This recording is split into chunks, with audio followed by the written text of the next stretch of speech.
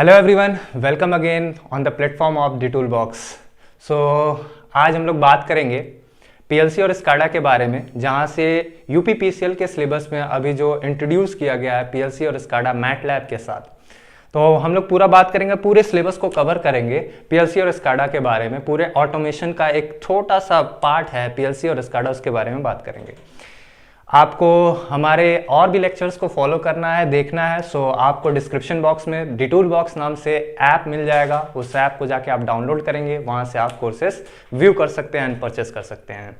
So moving to the forward in the session, so आज हम लोग बात करेंगे पीएलसी और स्काडा के बारे में। सो पीएलसी और स्काडा एक डिवाइस है जहां पे हम लोग क्या करते हैं, ऑटोमेशन को परफॉर्म करते हैं। अब बात आई ऑटोमेशन की, तो ऑटोमेशन क्या होता है?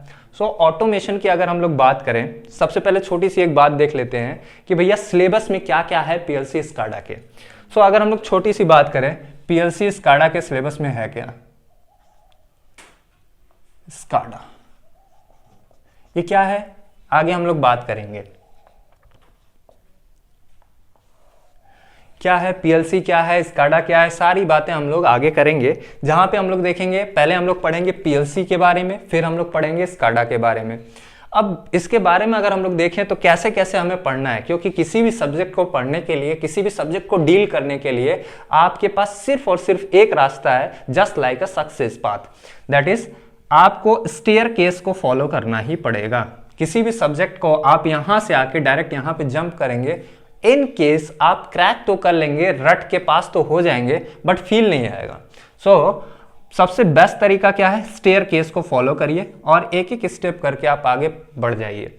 नाउ सो इसी तरह से हम लोग हर एक सब्जेक्ट की लर्निंग करेंगे और वहां पे हम लोग देखेंगे कि कैसे कैसे सब्जेक्ट को डिजाइन किया गया है, कैसे कैसे बनाया गया है। आपके लिए बेस्ट कंटेंट हम ढूंढ के अवेलेबल करा रहे हैं, उसको आपके सामने रख रहे हैं, आप जाके परचेस कर सकते हैं। Now we are moving to the syllabus of history, syllabus of PLC SCADA.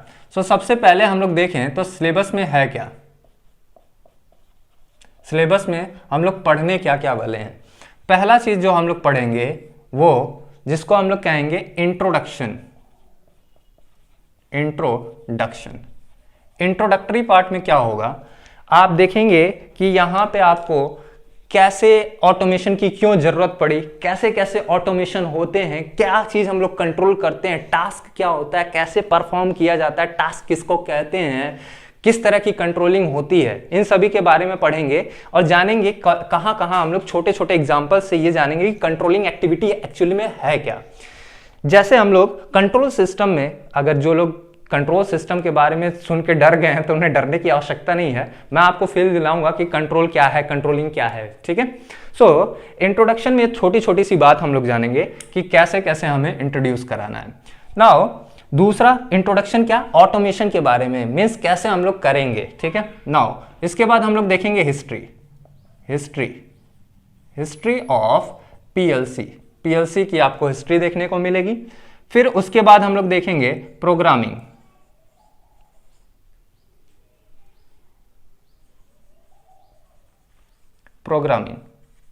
Of ladder logic, क्योंकि पीएलसी में जो भी प्रोग्रामिंग आप करेंगे वो लैडर लॉजिक के बेस पे ही करते हैं। हर एक डिवाइस का अपना अलग अलग प्रोग्रामिंग है, माने अपना अपना लैंग्वेज है। जैसे आप कंप्यूटर पे प्रोग्रामिंग करते हैं तो सी लैंग्वेज में करते हैं, C++ में करते हैं, जावा में करते हैं, HTML, ये सारी चीज क्या है, जावा है, ये सारी चीजें क्या है, एक प्रोग्रामिंग है। इसी तरह से हर एक डिवाइस का अपना अपना प्रोग्रामिंग दिया गया। हम लोग ये भी जानेंगे कि आखिर ये लैडर लॉजिक की आवश्यकता क्यों पड़ी, क्यों लैडर लॉजिक से ही हम लोग प्रोग्रामिंग कर रहे हैं। सो इसके बारे में थोड़ा सा हम लोग जानेंगे, देखेंगे। उसके बाद हम लोग आगे पढ़ेंगे क्या, कम्युनिकेशन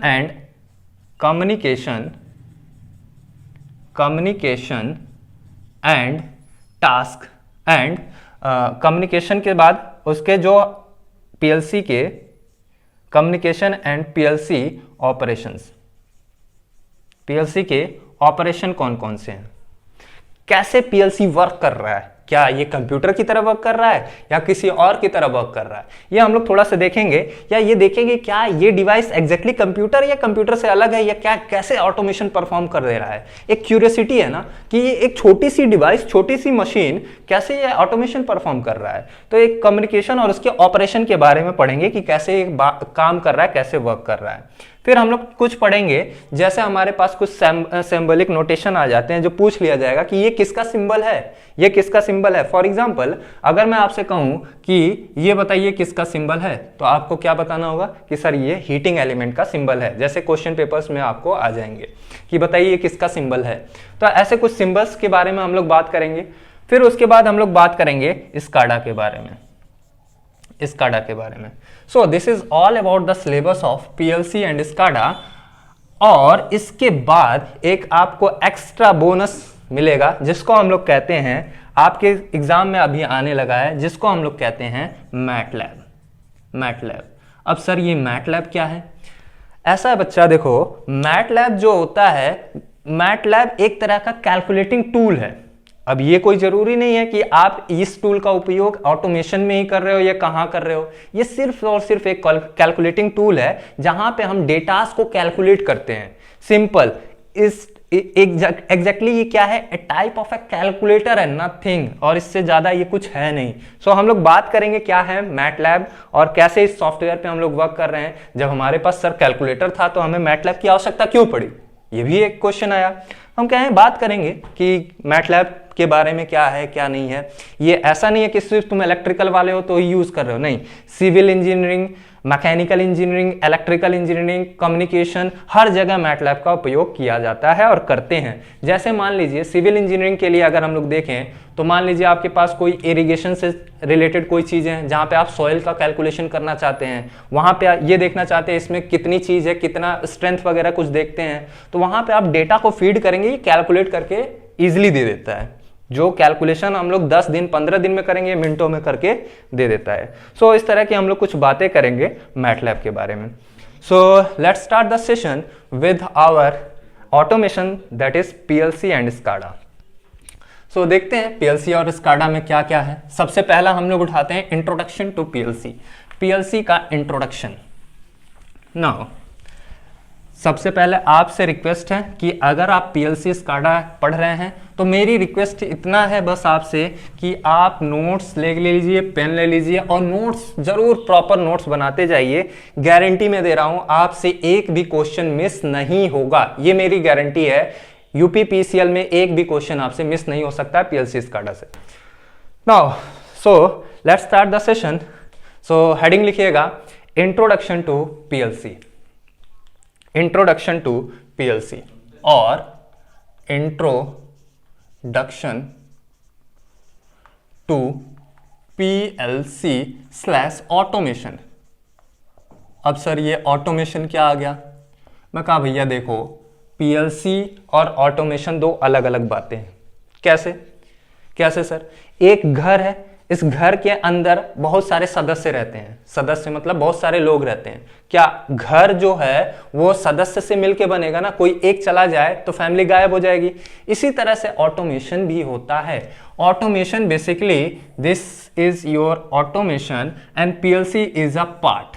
पीएलसी एक छोटा सा सबसेट है। यानी ऐसे कहें कि भैया देखो ऑटोमेशन जो होता है, ऑटोमेशन माने क्या? ऑटोमेटिक। अगर मैं ये पूरा एरिया कह रहा हूं ऑटोमेशन का है तो ये छोटू सा एरिया कहीं होगा क्या? पीएलसी का होगा। वो अलग बात है कि यही इन सारी चीजों को चला रहा है।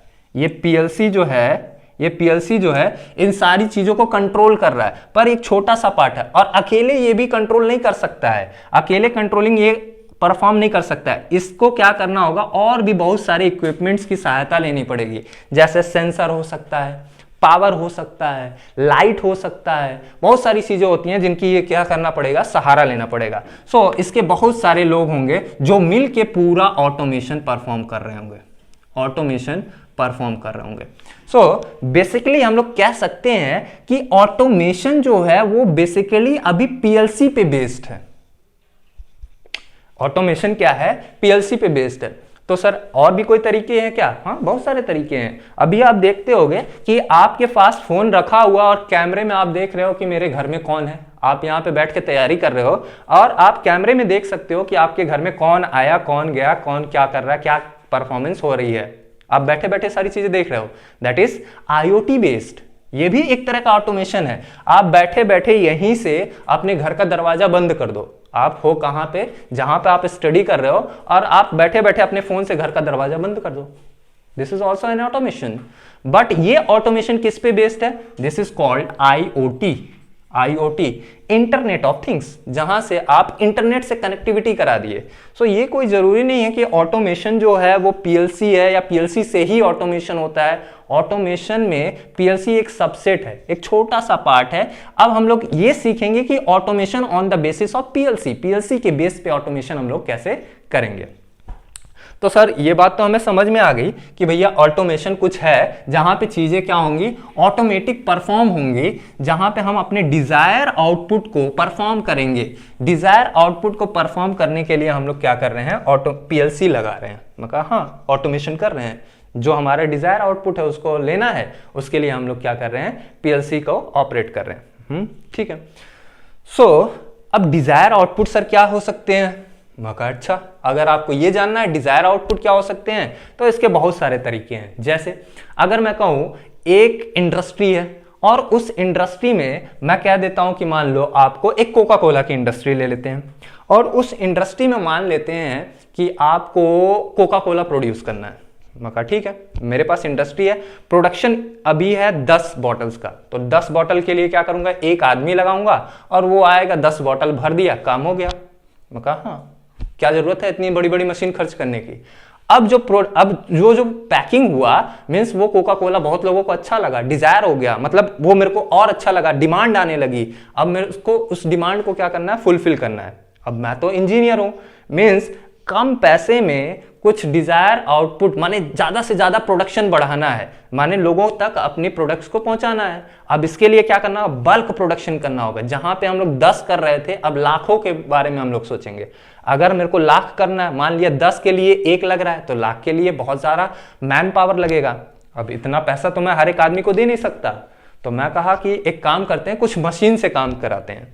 तो मशीन से काम करने के लिए मैं क्या किया? उसको ऑटोमेटिक भी होना चाहिए। अब ऐसा भी नहीं कि हर मशीन को हम बार बार निगरानी करें, देखें कौन सी मशीन कैसे गर्म हो रही है, कहाँ इसका टेम्परेचर कितना है, कहाँ फॉल्ट आ रहा है। हर एक चीज का निगरानी हम लोग कर नहीं सकते हैं और उसका प्रिसीशन होना बहुत ज्यादा जरूरी है, एक्यूरेट होना बहुत ज्यादा जरूरी है।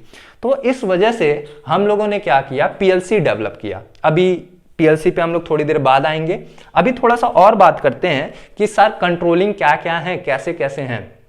तो एक छोटा सा अगर मैं बात करूं, मैं कहता हूं कि भैया हमारे पास जो है एक कन्वेयर बेल्ट है। मैं कहा देखो एक कोका कोला की कंपनी है और मैंने क्या कर दिया, लाख का मेरे पास ऑर्डर आया तो मैंने क्या किया, एक कन्वेयर बेल्ट बनाया। तो ये हमारे पास एक व्हील हो गया, मान लिया ये 2 व्हील हो गया और इसके ऊपर मैं क्या किया, एक कन्वेयर बेल्ट बना दिया कि भैया देखो ये कन्वेयर बेल्ट हो गया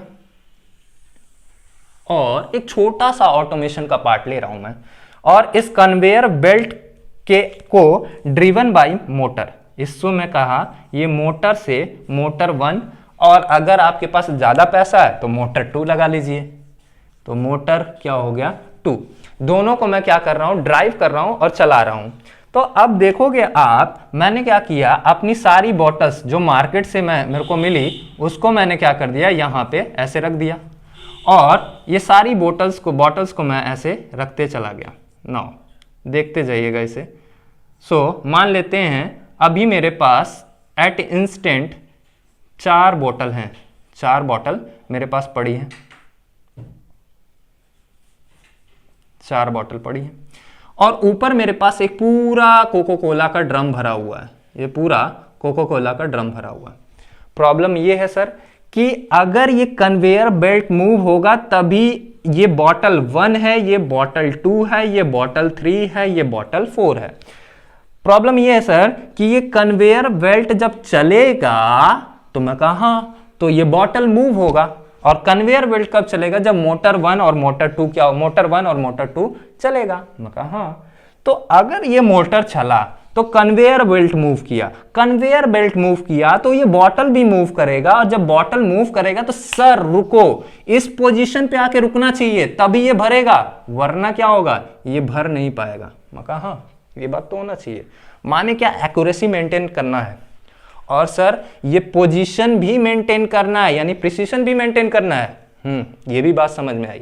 यानी ये डिजायर आउटपुट में, डिजायर आउटपुट क्या था मेरा, कि ये मोटर चले और एग्जैक्टली इस पोजीशन पे आके मोटर रुक जाए, दोनों मोटर रुक जाए, फिर तुरंत इसका वॉल्व ओपन हो और ये बॉटल भर जाए, और ये बॉटल भरे और उसके बाद ये फिर आगे मूव हो, यानी फिर मोटर चले, फिर मोटर चले, फिर सेकंड वाला बॉटल यहां पे आए, फिर आगे ऐसे मूव होना चाहिए। मैं कहा हाँ, एक छोटा सा डेमोन्स्ट्रेशन मैं आपको देता हूं, थोड़ा सा देखिएगा कैसे ये चीजें मैं आपको बताना चाह रहा हूं। तो डेमोन्स्ट्रेशन के लिए थोड़ा सा 1 मिनट आप देखिएगा।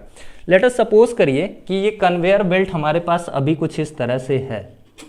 डेमोन्स्ट्रेशन थोड़ा सा मैं आपको देता हूं। मेरे पास इतना रिसोर्स तो नहीं है, बट जितना है उतने से हम लोग कोशिश करते हैं।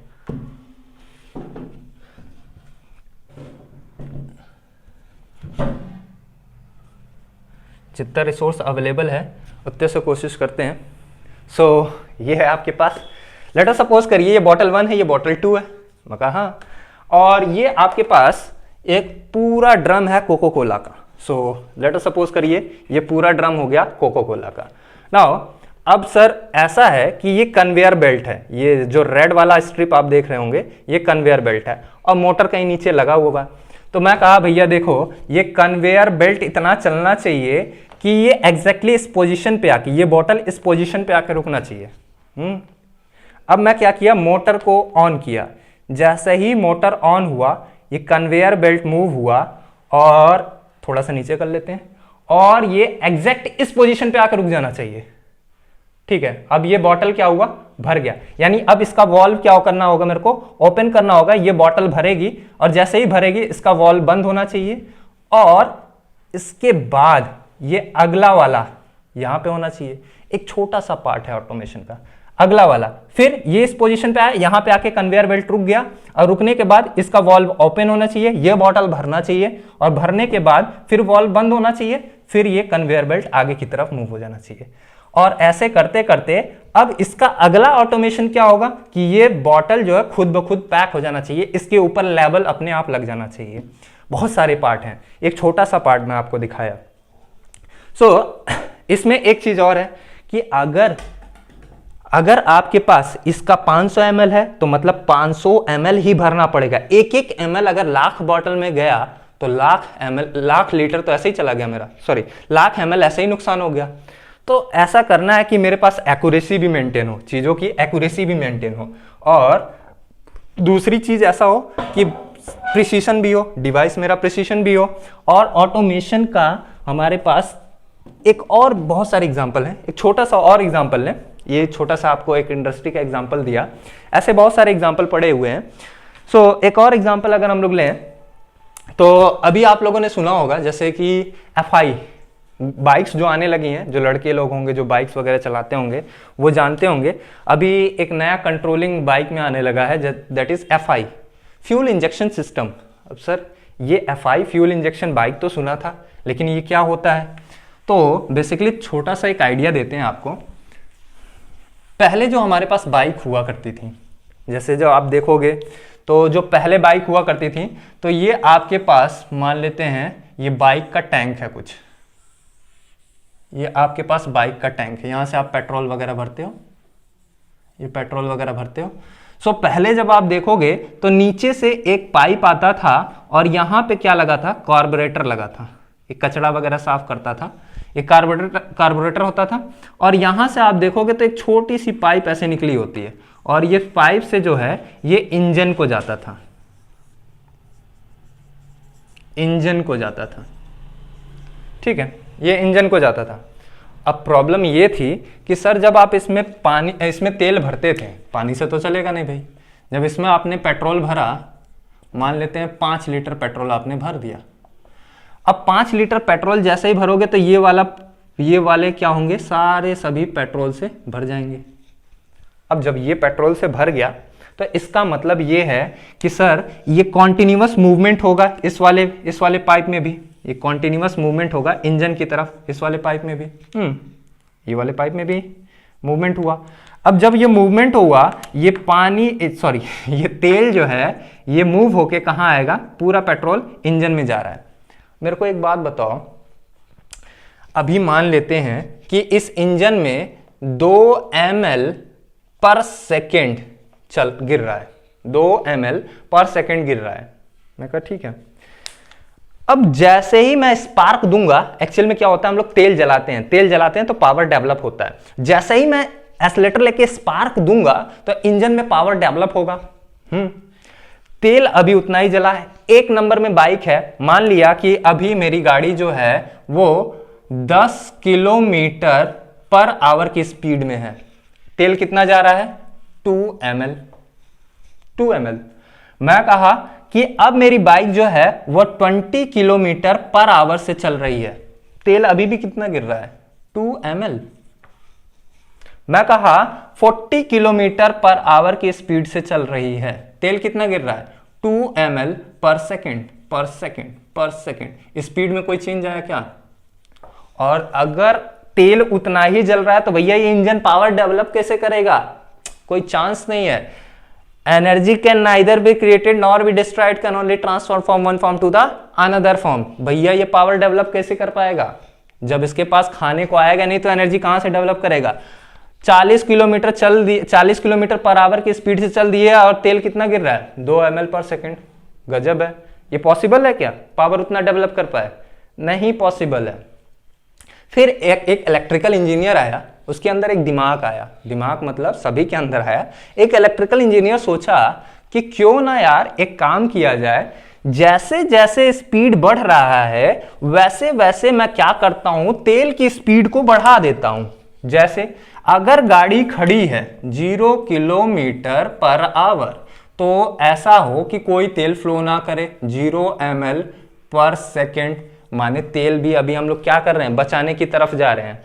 फिर जैसे ही 10 किलोमीटर चला, 10 किलोमीटर पर आवर की स्पीड हुई तो 2 ml पर सेकेंड से तेल गिरना स्टार्ट हुआ। जैसे ही हमने 10 किलोमीटर की स्पीड ली, एक्सेलेरेटर लिया, अब जैसे ही एक्सेलेरेटर और बढ़ाया 20 किलोमीटर तो ये तेल जो हो वो 3 ml पर सेकेंड की स्पीड से इंजन में आने लगे।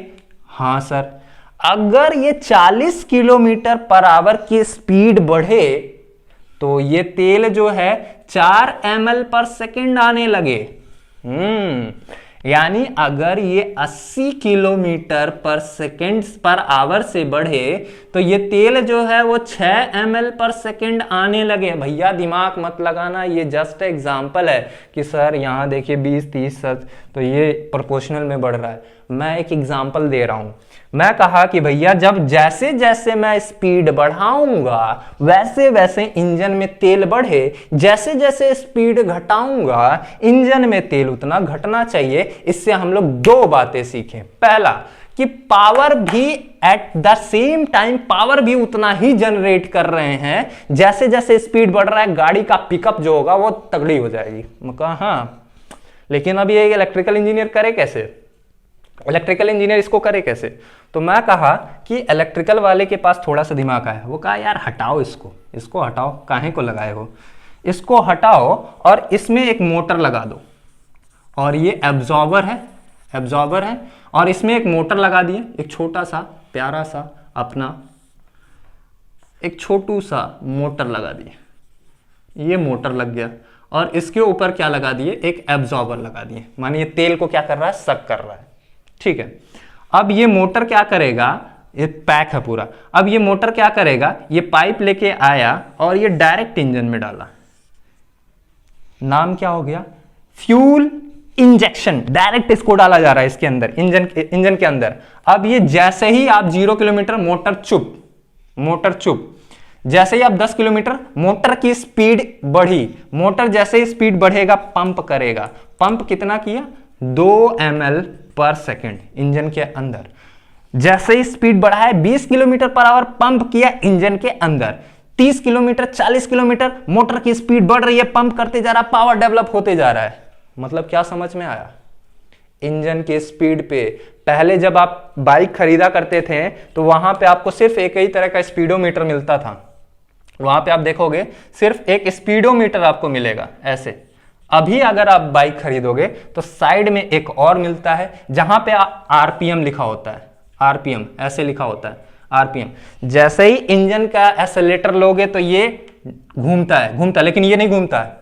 क्यों? क्योंकि आपने क्या लगाया, अभी गियर नहीं लगाया। ये बता रहा है कि आप जैसे जैसे एक्सेलेरेटर लोगे वैसे वैसे आपका क्या होगा, तेल कंबशन ज्यादा हो रहा है। यानी ये पूरा सिस्टम अब किस में कन्वर्ट हो गया, FI, fuel injection system.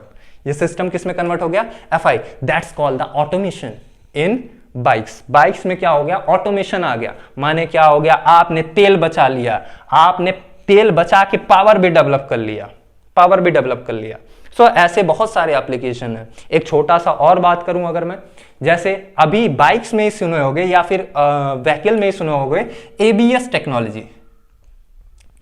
ABS technology ये क्या है सर, एंटी ब्रेकिंग सिस्टम। अच्छा सर, तो इसका क्या होता है, ऐसे कैसे होता है?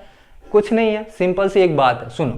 क्या है कि अगर हमें ब्रेक लगाना है, किसी भी गाड़ी में, अगर हमें मान लो कि वो 10 किलोमीटर पर आवर से चल रही है या 20 किलोमीटर पर आवर से चल रही है, तो उसको अगर हमें रोकना है तो हम लोगों ने सबसे पहले जो इजाद किया था दैट इज ड्रम ब्रेक।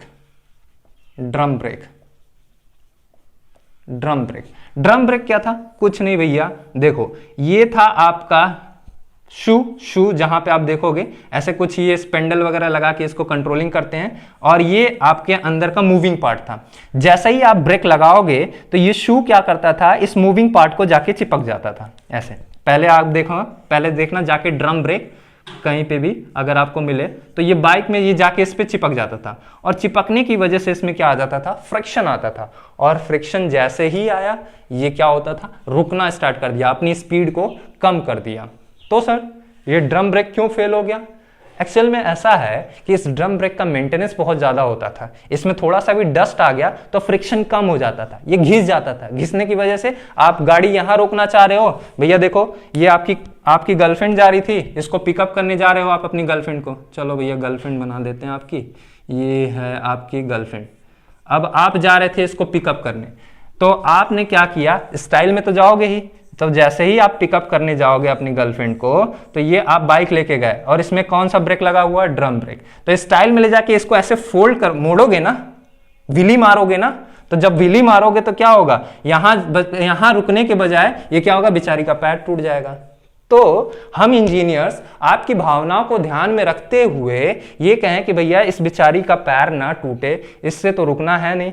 तो मैंने क्या किया कि इसमें कुछ नई टेक्नोलॉजी लगाने की कोशिश की। तो एक मैकेनिकल इंजीनियर आया, वो कहा यार इसको अगर मेरे को रोकना है तो क्यों ना फ्रिक्शन और अच्छा क्रिएट किया जाए। तो वो कहा एक काम करते हैं, अब ड्रम को हटा के हम लोग क्या करते हैं, डिस्क ब्रेक लगाते हैं। तो इन्होंने क्या किया, एक व्हील लिया और व्हील के ऊपर ऐसे छोटे छोटे पार्ट्स कर दिए, ये छोटे छोटे पार्ट्स छेद कर दिए। आप देखोगे डिस्क ब्रेक जाके तो ऐसे छेद कर दिए, और इसके ऊपर जो है ये फ्रिक्शन वाला इन्होंने ऐसे लगा दिया। अब जैसे ही आप ब्रेक दबाते हो, हाइड्रोलिक से ये क्या होता है, तुरंत ही जाके ये चिपक जाता है। हल्का सा पुश करोगे ये तुरंत ही जाके चिपक जाएगा, और फ्रिक्शन इतना ज्यादा है कि ये इसके पास जाने से पहले यही एग्जैक्ट पोजीशन पे जाके खड़ा हो गया। बात तो सही थी, पोजीशन आप आए 90 किलोमीटर पर आवर की स्पीड में गर्लफ्रेंड को इंप्रेस करने के चक्कर में, और जैसे ही ब्रेक मारे ये बेचारा, आप तो बाइक से मोमेंटम तो आप कंजर्व कर नहीं पाओगे, तो आपने जैसे ही यहां पे ब्रेक मारा, आपकी बाइक पीछे, आप जाके गर्लफ्रेंड के आगे जाके गिर गए। इंप्रेशन बेकार। यानी अब कैसे इंप्रेस किया जाए। सो मैकेनिकल वाला कहा भाई अब तो मेरे पास कोई जुगाड़ नहीं है। So now electrical engineer still alive. Electrical engineer अभी भी अलाइव है। वो क्या कहा कि यार ऐसा है कि तुम मोमेंटम ही तो नहीं कंजर्व करा पा रहे हो। कहा हाँ यार, एक काम करते हैं हम लोग, क्यों ना ये नाप लेते हैं कि 90 किलोमीटर पर आवर की स्पीड से ये बाइक का व्हील चल रहा है, और जैसे ही आप ब्रेक लगाओ, 1 सेकेंड के अंदर अगर मैं 10 बार गाड़ी पे ब्रेक लगाऊं छोड़ू, ब्रेक लगाऊं छोड़ू, 1 सेकेंड के अंदर 10 बार, तो गाड़ी आई 90 से रुक गई, रुक गई। मतलब आप चल के आए माने 10 बार, 1 सेकंड में 10 बार, यानी मोमेंटम क्या हो जाएगा, कंजर्व हो जाएगा। कहां ऐसा हो सकता है। तो अब हम लोगों ने क्या किया, इसका फीडबैक लिया कि भैया स्पीड कितना है।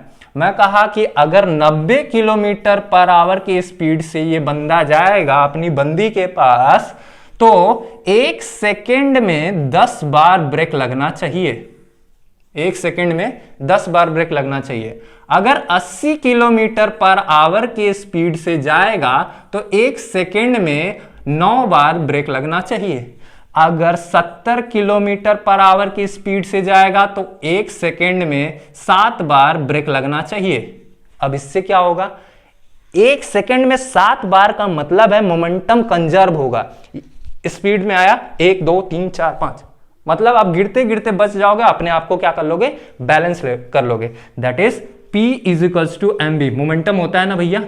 तो आप इसको क्या कर सकते हो, कंजर्व। वेलोसिटी को आप क्या कर रहे हो, डिक्रीज कर रहे हो, मास तो चेंज कर नहीं सकते, तो मोमेंटम क्या हो जाएगा, कंजर्व। और आप जाके विली मार के इसके पास रुकोगे और इसको क्या कर लोगे, पिकअप कर लोगे। सो this is all about the ABS technology, that is आपको कहते हैं एंटी ब्रेकिंग सिस्टम। इसी तरह से फ्यूल इंजेक्शन था। इसी तरह से आप लिफ्ट वगैरह में देखोगे, जिस पोजीशन पे आपने प्रेस किया उसी पोजीशन पे जाके लिफ्ट रुकेगी, फिर उसके अगले पोजीशन पे, फिर अगले पोजीशन पे। उसको पता रहता है, लिफ्ट को प्रोग्रामिंग पता रहता है कि भैया यहाँ पे जाके रुकना है, यहाँ पे मोटर बंद हो जाना है, यहाँ पे मोटर रुक जाना है। सो this is all about the automation. और एक छोटे सा और एग्जाम्पल की बात करूं तो आप देखोगे जो पहले की टेक्नोलॉजी थी हमारे पास इंडियन रेलवे में, एक छोटी सी और बात करता हूं, इंडियन रेलवे का एक एग्जांपल देता हूं। वहां पे आप देखोगे जो हमारे पास पहली टेक्नोलॉजी होती थी, वहां पे हम लोग टोकन सिस्टम से बात किया करते थे। क्या होता था, देखते हैं टोकन सिस्टम क्या होता था, वो देख लेते हैं जरा सा। जैसे मान लो आपके पास ये कोई स्टेशन है और ये आपके पास ट्रेन ऐसे गया, ठीक है। चलिए थोड़ा सा स्टेशन को और छोटा करके अपनी सिंगल लाइन है, सिंगल लाइन मतलब एक छोटा सा स्टेशन है। तो एक स्टेशन 1 हो गया, ये स्टेशन 2 हो गया और ये स्टेशन 3 हो गया। नाउ देखिए जरा इनके बीच में कम्युनिकेशन कैसे हो रहा है। ट्रेन 1 यहां से थी, यहां पे ट्रेन 2 भी है और यहां पे ट्रेन 1 ट्रेन 2 ट्रेन 3, 3 ट्रेनें हैं। अब इसको जाना है स्टेशन 1, स्टेशन 2, स्टेशन 3, 3 जगहों पे जाना है। ठीक है, स्टेशन 1 से चल के स्टेशन 3 पे जाना था इसे। तो हम लोगों ने क्या किया, पहले के समय में आप देखोगे तो कंट्रोलिंग जो होती थी, हमारा जो सिग्नल वगैरह बना होता था, यहाँ पे ये बेचारा इसके सिग्नल के लिए यहाँ पे ऐसे एक वायर से आता था, ये बेचारा जब इसको खींचता था तो ये सिग्नल चेंज होता था, फिर आगे बढ़ता था। इससे पहले क्या होता था, ये भी नहीं था। मीन्स यहाँ पे हम कंट्रोलिंग कैसे करते थे, यहाँ पे हम लोग टोकन से करते थे। ये ट्रेन 1 आया, इसका ड्राइवर इसको टोकन दिया, फिर आगे गया, यहां से टोकन लिया, ये वाला इसको दिया, फिर ये एक नया टोकन लिया, फिर ये इसको दिया, ऐसे करके हमारे पास परफॉर्मेंस होता था। इसमें डिले होता है, कम्युनिकेशन होता है, बीच में क्या हो रहा है, ट्रेन लूट रही है, जा रही है, कहां तक पहुंची, कोई आइडिया नहीं होता था। बट इतना आइडिया होता था कि यहां से एक टोकन मिल गया माने ट्रेन निकल चुकी है, यहां पे एक टोकन दूसरा मिल गया माने यहां से ट्रेन निकल चुकी है, इसके बीच का कोई आइडिया नहीं था हमें। फिर हम लोगों ने थोड़ी सी इलेक्ट्रिसिटी ईजाद की। इलेक्ट्रिसिटी जब ईजाद की तो भैया हम लोगों ने क्या कर दिया, ये पूरे को एक वायरिंग कर दिया। माने यहाँ पे हम लोगों ने अलग अलग सिग्नलिंग लगा दी। माने अब यहाँ से ये बेचारा बटन प्रेस किया, ये ग्रीन रेड जो भी होगा, ये ग्रीन और रेड, जैसे कि ये स्टेशन 1 है, 1 2 3 सिग्नल है। मान लो स्टेशन 1 में इन्होंने क्या कर दिया, इसको ग्रीन कर दिया, ये ट्रेन चली गई, अब ये बैठा है देख रहा है, अब ट्रेन चली गई तो इसको क्या करना पड़ा, रेड करना पड़ा।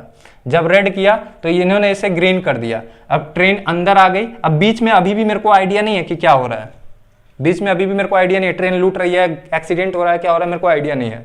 मैं कहा ये तो बड़ा दिक्कत हो गया, वेयर इज माई ट्रेन, मेरे को आइडिया नहीं मिल रहा है, वेयर इज माई ट्रेन। आप ऐप पे अभी देखते होगे, वेयर इज माई ट्रेन पे आप देख लेते होगे कि मेरी ट्रेन पहुंची कहाँ पे, वो सारी बातें पता चल जाती हैं।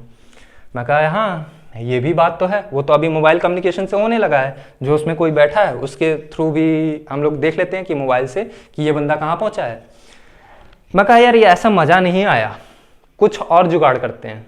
तो मैं कहा कि यार इसको फुल्ली ऑटोमेटिक बनाते हैं।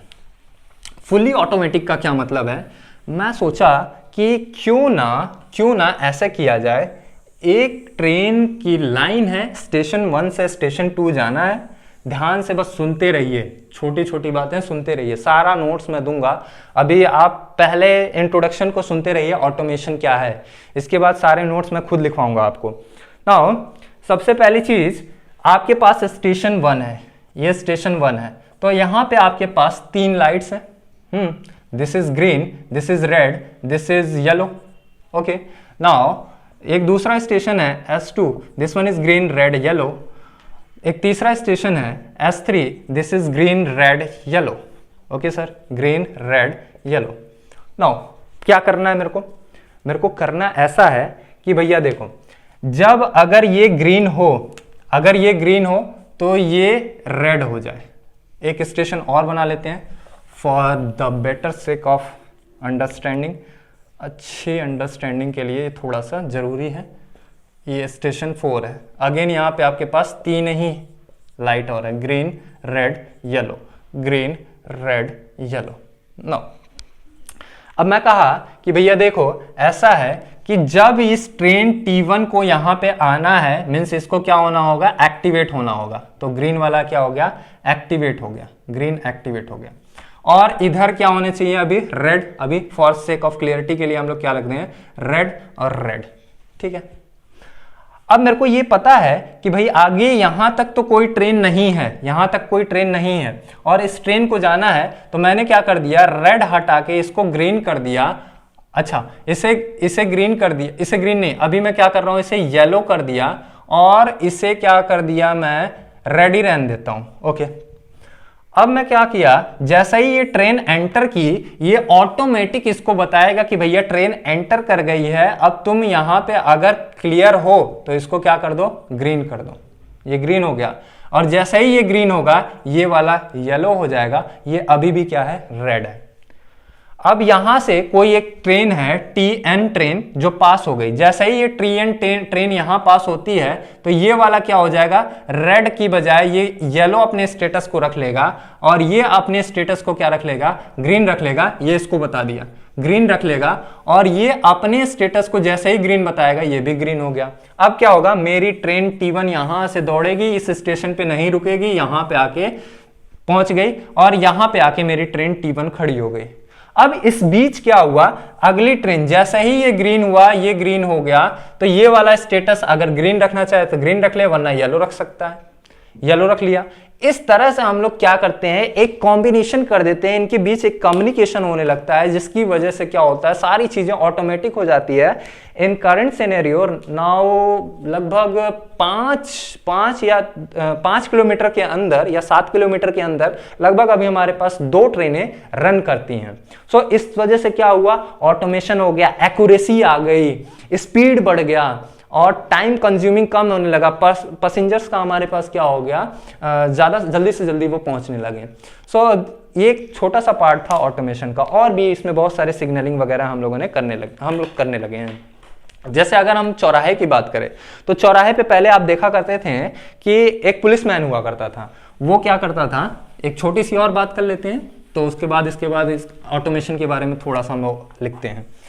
एक छोटी सी बात और करते हैं, जैसे एक चौराहा है, चौराहे पे आप देखते होंगे 4 रास्ते आ रहे हैं।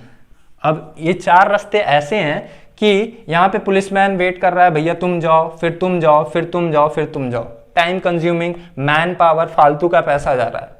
तो एक इलेक्ट्रिकल इंजीनियर आया, कहा भैया एक काम करो, यहाँ पर रेड लाइट लगा दो। अब इस रेड लाइट की क्या कर दो, प्रोग्रामिंग कर दो, 60 सेकंड ये ऑन होगा, 60 सेकंड ये ऑन होगा, 60 सेकंड ये ऑन होगा, 60 सेकंड ये ऑन होगा। पर दिक्कत ऐसा था कि यहां से लोग बहुत ज्यादा आ रहे थे, माने डेंसिटी बहुत ज्यादा थी। जब डेंसिटी ज्यादा तो क्राउड ज्यादा, जाम ज्यादा लगेगा। अब जाम ज्यादा लगने लगा तो अब इस 60 सेकंड में ये पूरा क्लियर नहीं हो रहा था, जबकि ये 60 सेकंड फालतू यहाँ पे कोई भी नहीं था, फिर भी ये 60 सेकंड ग्रीन था। कोई फायदा हुआ क्या? ना, कोई फायदा नहीं हुआ। फिर मैं सोचा कि क्यों ना ऐसा किया जाए कि यहाँ पे क्राउड डेंसिटी को चेक किया जाए। क्राउड डेंसिटी, जिस रोड पे जितना क्राउड ज्यादा उसका टाइम उतना बढ़ा दो। जैसे कि इस पे क्राउड ज्यादा तो इसमें क्या कर दो, 72 सेकंड कर दो, 82 सेकंड कर दो, 90 सेकंड कर दो। 90 सेकंड तक ये चला, 20 इस पे क्राउड है ही नहीं, इसको रेडी रहने दो। अभी इसको रेड ही रहने दो। इस पे क्राउड है कुछ तो इसको 60 सेकंड चला दो, इसके बाद इस पे इससे कम क्राउड है तो इसको 30 सेकंड चला दो। तो ये क्या है, एक तरह का प्रोग्रामिंग है जहां पे आपने क्या कर देना है, ऑटोमेशन कर लेना है। तो ऑटोमेशन बेसिकली हमारे पास क्या क्या किया, सबसे पहली चीज ऑटोमेटिक कर दिया सारी चीजें, मैन पावर को रिड्यूस कर दिया, प्रोडक्टिविटी को इंक्रीज करा दिया, एक्यूरेसी की तरफ चले गए, हजार्डियस कंडीशन जो डेंजर कंडीशन था उसको रिड्यूस कर दिया। ऐसा नहीं कह सकते कि डेंजर वाली कंडीशन एलिमिनेट कर दिया, नहीं, उसको रिड्यूस कर दिया, एक नैरो विड्थ में आ गया वो जो डेंजर वाली कंडीशन थी। और क्या कर दिया, और देखोगे कि एफिशिएंसी बढ़ गई किसी भी चीज की। माने कोई आज देखोगे चाइना में ऑलरेडी बहुत सारे ब्लॉक्स बिल्डिंग्स खड़े कर देते हैं 12-12 24-24 घंटे में। तो ये क्या है, सारी चीजें ऑटोमेशन की वजह से है। पहले से हमारे पास इतनी बड़ी बड़ी मशीनें पड़ी हैं जो पहले से ही सारी चीजें बना के ब्लॉक्स वगैरह बना के रख रहे हैं, हमें जाके सिर्फ और सिर्फ स्ट्रक्चर पे स्ट्रक्चर रखना होता है। तो ये सारी चीजें कहाँ से परफॉर्म हो रही हैं, ऑटोमेटिक परफॉर्म हो रही हैं। So this is all about the automation. So आप थोड़ा सा नोट्स लिखेंगे, उसमें मैं कुछ डिक्टेट कर दे रहा हूं, उसको आप लिख लीजिएगा। लिखिएगा ऑटोमेशन, हेडिंग लिखिए PLC, introduction to PLC and automation, introduction to PLC and automation. The first point is, first point introduction to automation में फर्स्ट पॉइंट लिखिएगा, PLC is a subset of automation. PLC क्या है, subset है automation का, हिंदी माध्यम के लिए PLC एक सबसेट है ऑटोमेशन का। कोशिश ये करिए कि इंग्लिश में लिखिए, ज्यादा बेस्ट होगा, बाकी मैं कोशिश करता हूं आपको हिंदी में देने की। सो पीएलसी क्या है, एक सबसेट है ऑटोमेशन का। नाउ सेकेंड पार्ट लिखिएगा, automation can be perform, automation can be perform with different elements like light, sensor, walls, cylinders, motors, etc. इन सभी से मिला के आप क्या कर सकते हैं, ऑटोमेशन परफॉर्म कर सकते हैं। इन सभी से मिला के आप ऑटोमेशन कर सकते हैं। ऐसा नहीं है कि पीएलसी आप लगा दिए तो पूरी चीज ऑटोमेटिक हो गई। पावर कहां से लाओगे, पावर भी तो एक छोटा सा पार्ट है ना ऑटोमेशन का। ऑटोमेशन, अगला पॉइंट लिखिएगा, automation is to be, automation is to be, automation is to be, मैं लिख देता हूं, जो लोग डिक्टेशन पे नहीं लिख पा रहे हैं उनके लिए हम लोग छोटी सी बातें लिख लेते हैं। इसे लिख लीजिएगा, इंट्रोडक्शन टू पीएलसी में सबसे पहला लिखिएगा, पहला पॉइंट लिखिएगा, PLC is a subset of automation. Automation का ये क्या है, छोटा सा पार्ट है। ऐसा नहीं है कि अकेले पीएलसी हो गया तो आप ऑटोमेशन कर लेंगे। दूसरा लिखिएगा, it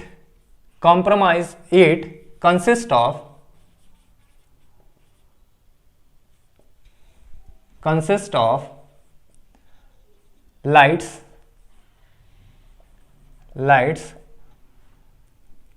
power supply,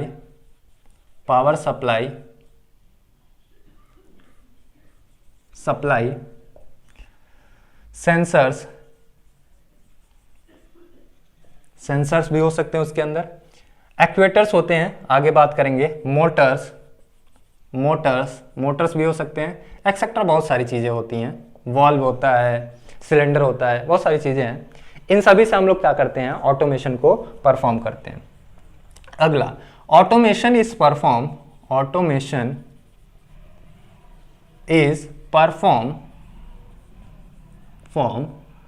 to fulfill the desired output।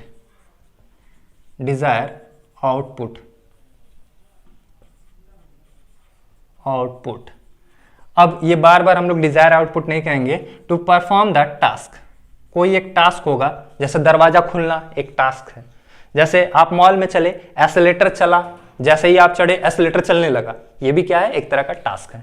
तो किसी एक टास्क को फुलफिल करने के लिए ये क्या करता है, ऑटोमेशन हेल्पफुल होता है।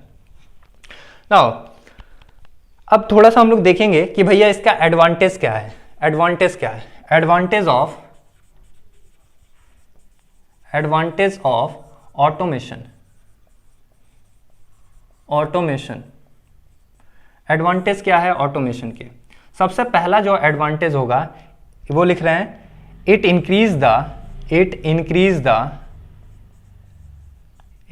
द एफिशिएंसी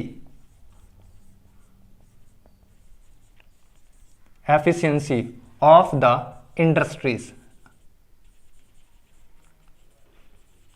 इंडस्ट्रीज के एफिशिएंसी को इंक्रीज करा देते हैं।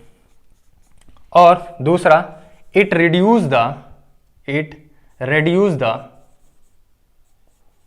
The man power. अब ये एफिशिएंसी के अंदर ही आ जाता है, क्योंकि भैया देखो एफिशिएंसी जो होता है वो मैन पावर से भी कैलकुलेट किया जाता है, लेकिन फिर भी लिख लीजिए, रिड्यूस क्या कर देता है, मैन पावर को। तीसरा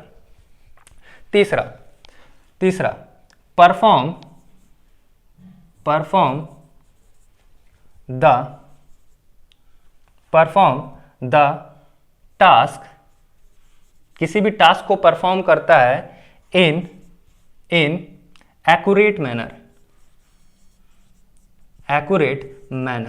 किसी भी टास्क को एक्यूरेट मैनर में क्या कर सकता है, परफॉर्म कर सकता है। With precision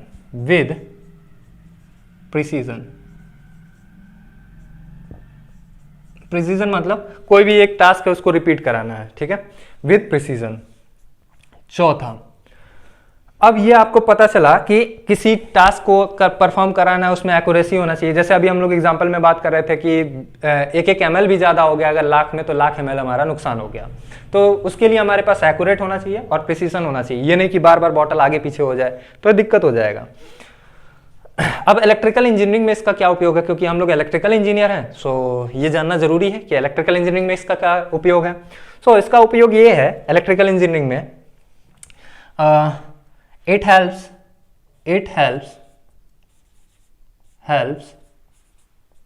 in transmission lines। Transmission line में इसका अभी हम लोग क्या करते हैं, उपयोग करते हैं, एज वेल एज, और भी कहां उपयोग करते हैं, as well as power plants. जैसे न्यूक्लियर पावर प्लांट है, वहां पे आप कोई भी न्यूक्लियर पावर प्लांट है तो वहां पे आप डायरेक्ट प्लांट के पास जा नहीं सकते, वो आपके लिए क्या हो सकता है, खतरा हो सकता है। तो इस वजह से हम लोग क्या करते हैं, दूर से रख के उसको देखते हैं और उसको कंट्रोल करने की कोशिश करते हैं। और एक चौथी बात, इट रिड्यूसेस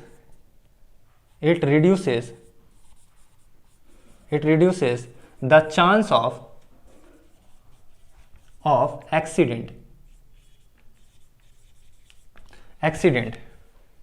एक्सीडेंट मतलब जैसे कि मान लो कोई एक मशीन चल रही है, किसी का हाथ अंदर गया, तो अगर हाथ अंदर जा रहा है तो वो मशीन रुक जानी चाहिए, कटे ना। तो ऐसा क्या होगा, ये क्या कर सकता है, एक्सीडेंट के चांस को क्या कर सकता है, कंट्रोल कर सकता है, या फिर मशीन बंद कर सकता है, तो उसको क्या कर देगा, कम कर देगा। सो ये कुछ आपके पास एडवांटेज हैं ऑटोमेशन के, और इसका कुछ डिसएडवांटेज भी है। अब कुछ डिसएडवांटेज क्या है, डिसएडवांटेज ऐसा है कि इसके लिए आपको क्या करना होगा, स्किल पेपर की रिक्वायरमेंट होगी। ऐसा नहीं है कि कोई भी आया इलेक्ट्रिशियन और बांध के चला गया तार और लाइट जल रही है, नहीं। सो छोटा सा एक डिसएडवांटेज लिखते हैं,